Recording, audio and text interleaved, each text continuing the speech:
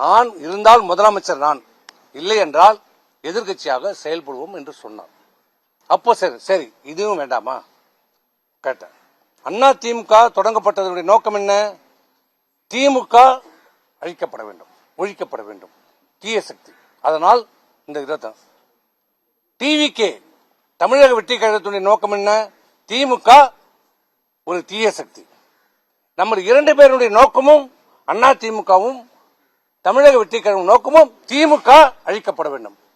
நீங்க திமுக போற மனநிலையில வந்துட்டீங்க. அப்ப அதை நீங்க பரிசீலனை செய்யும் போது ஏன் நம்ம அனைத்து இந்திய அண்ணா திராவிட முன்னேற்ற கழகம் திரு மாண்புமிகு முதலமைச்சர் திரு விஜய் தலைமையிலான அந்த ஆட்சிக்கு ஆதரவு கொடுக்க கூடாது என்று கேட்டோம். இதுதான் எங்களுக்கும் அவருக்கும் கருத்து வேறுபாடு வந்தது.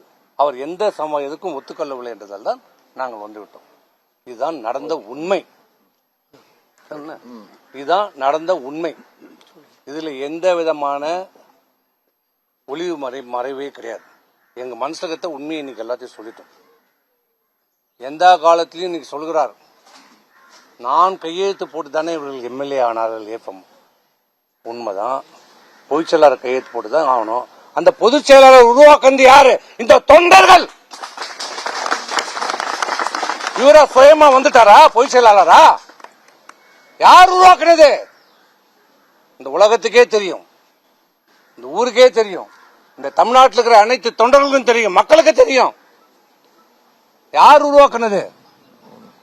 அவ்வளவுதான். இதுக்கு மேல நாங்க எதுவும் சொல்ல விரும்பல. இப்ப சொல்றது அனைத்து இந்திய அண்ணா திராவிட முன்னேற்ற கழகம்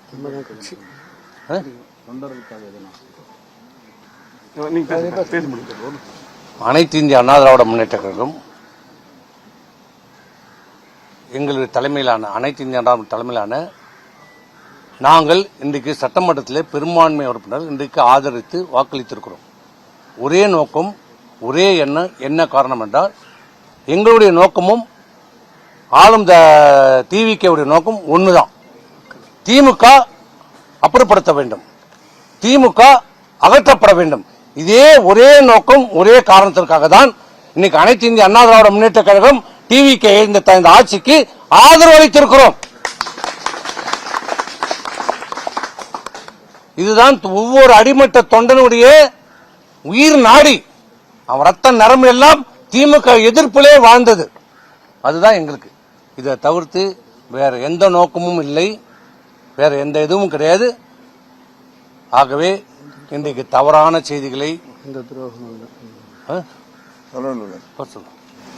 எந்த காலத்திலும் கட்சி இப்பயும் சொல்றோம், எந்த நிலையிலும் எந்த சூழ்நிலையும் எங்க உயிர் மூச்சு இருக்கிற வரை அனைத்து இந்திய அண்ணா திராவிட முன்னேற்ற கழகம் தான் எங்களுடைய.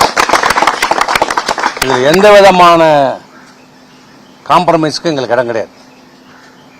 இதுதான் அதிமுக யார் வசம் இருக்கிறது சார்? நீங்க அனைத்து இந்திய அண்ணா திராவிடம் இன்னைக்கு அவரும் சொல்லிட்டார், நாங்களும் சொல்லிட்டோம். அவர் பொதுச் செயலாளர் இருக்கிறார். இன்று வரைக்கும் அவர் தான் எங்களுக்கு பொதுச் செயலாளர். அதில் எந்த மாற்று கருத்து பொதுச் செயலாளர் இன்னைக்கு சட்டமன்றத்திலே சொல்லியிருக்கிறார். அனைத்து இந்தியாவில் எந்த பிளவும் இல்லை என்று சொல்லியிருக்கிறார். நாங்களும் சொல்றோம். நாங்களும் அண்ணா திமுக பெரும்பான்மை சட்டமன்ற உறுப்பினர்கள் தான் வாக்களிச்சிருக்கிறோம். துரோகிகள் அப்படின்னு எடப்பாடி பழனிசாமி உங்களை குறிப்பிடுறதை எப்படி பாக்குறீங்க? யார் என்னையா? இன்னைக்கு பேசும்போது